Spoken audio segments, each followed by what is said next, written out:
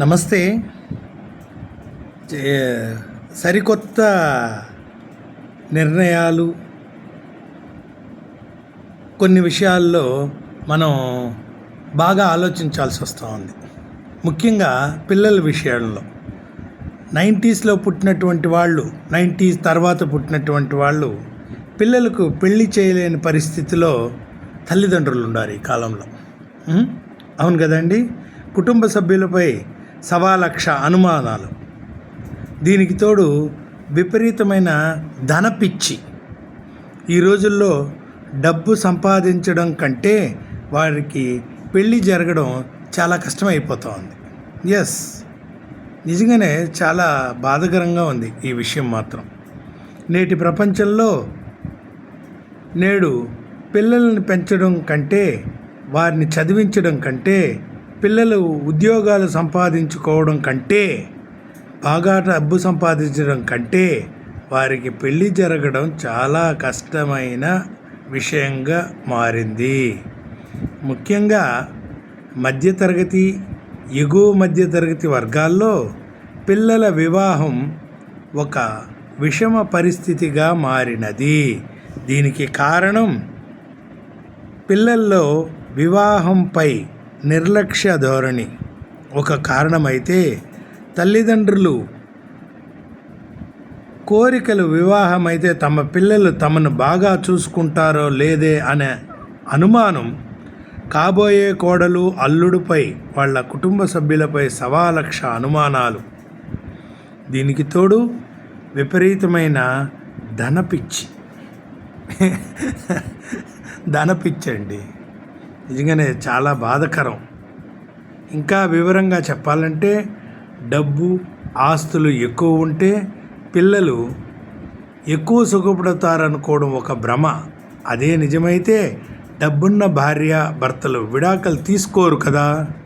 ఒక లెక్క ప్రకారం ఎక్కువగా విడాకులు తీసుకునేది ఎగువ మధ్య తరగతి భార్య భర్తలే. డబ్బుతో ఒక మంచి వస్తువులతో కూడిన ఇల్లు కొనుక్కోగలం, కానీ మనశ్శాంతి కొనుక్కోలేం. అది కేవలం భార్యాభర్తల మధ్య ప్రేమ, అనురాగం, ఆప్యాయతల మీద ఆధారపడి ఉంటుంది. బ్యాంక్ బ్యాలెన్స్ ఆస్తులతో కడుపు నిండదు. మంచి భోజనం వండి పెట్టే భార్యను పొందిన భర్తే, అలాగే ఏ చెడు అలవాట్లు లేకుండా భార్యను అర్థం చేసుకుని ఆమె కష్టాల్లో పాలు పంచుకునే భర్తను పొందిన ఆ భార్యాభర్తలే నిజమైన అదృష్టవంతులు. కృత్రిమ సౌకర్యాలు, కపట ప్రేమలతో దుర్లభమైన జీవితం గడపవలసి ఉంటుంది. భార్యాభర్తల మధ్య అనురాగం దాంపత్య జీవితాన్ని ఎన్ని లక్షలని విలువ కట్టగలం. అది విలువ కట్టలేనిది, ఊహించలేని మధురానుభూతులు. సమ్మేళనం. పిల్లలను కనాలనుకుంటే స్త్రీ పురుషులు 28 ఏళ్ల లోపు వివాహం చేసుకోవాలి. స్త్రీకి 30 ఏళ్ళు దాటాక పిల్లల్ని కనడానికి ఆమె శరీరం సహకరించదు. పైగా ఆరోగ్యాన్ని కొని తెచ్చుకున్నట్లు అవుతుంది, అనారోగ్యాన్ని. వయసులో, సరి అయిన వయసులో పిల్లల్ని కంటే వాళ్ళ ఆటపాటలో అమ్మమ్మ, నాయనమ్మ లేదా తాతగా చూసి మన జన్మ ధన్యం చేసుకోవచ్చు. మాతృభూమికి ప్రతి భార్య భర్త కనీసం 2 పిల్లల్ని కానుగ్గా ఇవ్వాలి. అప్పుడే ఈ హిందూ దేశం స్థిరస్థాయిగా నిలబడుతుంది, ప్రపంచ పటంలో గుర్తింపు పొందుతుంది. స్వార్థం, ధనకాంక్ష వీడితే మన పిల్లలు బాగుపడతాం, మన దేశం సుభిక్షంగా ఉంటుంది.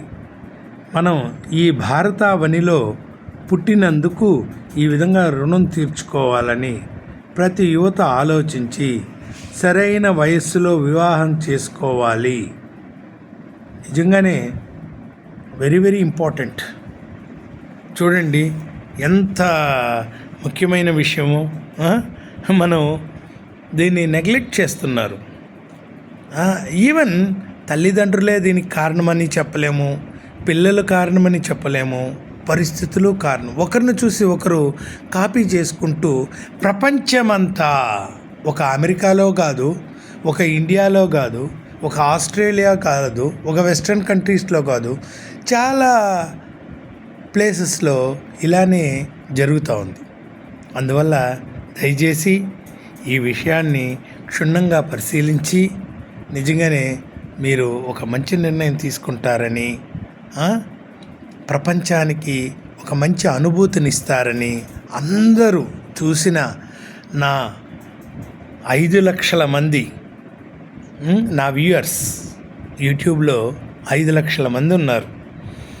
దీంతోపాటు ఇంకొక పాత ఛానల్లో 22 లక్షల మంది ఉన్నారు. సో మీరందరూ సహకరించి ఈ 25 లక్షల మంది 25 కోట్ల మందికి విషయాన్ని తెలియచేస్తారని నేను మనస్ఫూర్తిగా ప్రార్థిస్తున్నాను. God bless you. I wish you all the best. Thank you very much. నిజంగానే ప్రపంచానికి మంచి విషయాన్ని తెలియచేస్తారని, ఈ విషయాన్ని మీరు మంచిగా కోఆపరేట్ చేస్తారని, కామెంట్స్ చేస్తారని, అంతే లైక్ చేస్తారని, సబ్స్క్రైబ్ చేస్తారని మరీ కోరుకుంటున్నాను. ఈ విధంగానే 25 కోట్లకి నా వ్యూయర్స్ వెళ్ళాలని నేను కోరుకుంటాను. నమస్తే. God bless you. I wish you all the best. Thank you.